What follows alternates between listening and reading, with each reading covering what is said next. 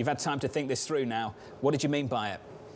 Yeah, I was enjoying the conversation with Rick Reeder and Mohammed El-Arian about what is neutral, right? And I think we probably have a stronger view on that. I mean, I'll be really controversial and say the range on the funds rate over the next couple of decades should probably be -2 to 2, and maybe 0 is going to end up being neutral. But forget about those negative nominal rates. Let's say 0 to 2 is really the range. 0 is kind of easy. 2, in our mind, is probably really tight, given the demographics, given the debt dynamics. So maybe 1 is neutral, right? And the markets are pricing in a funds rate of about 1 3/4 to 2% in the next few years. The Fed, as you know, wants to get the thing up to 2.5. They think 2.5 is long run neutral, meaning some of them would go above 2.5. You saw the recent dot plot. There are some FOMC members that want to get the thing to 3 or 3.5, and then ultimately get it back down to 2.5. And I think if they get it to 2 or 2.5, that funds rate will be at 0 before you know it. So, Mike, your view on that particular point,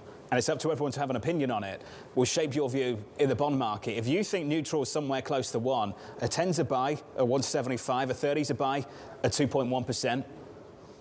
Yes, right. So we've seen the 10-year kind of bounce off this 175 level in March, again in October, and it's right there today. So that's, probably kind of a really flashing green signal for us, a value signal. Yeah, can it go up to 2, 2.25? Sure, but over the long term, there's going to be value if you hold this thing now and hold it for 3 to 5 years. The 30-year keeps hitting newer, lower highs, right? It was 2.5 in March, kind of 2.25 in October, and now it's 210, 208.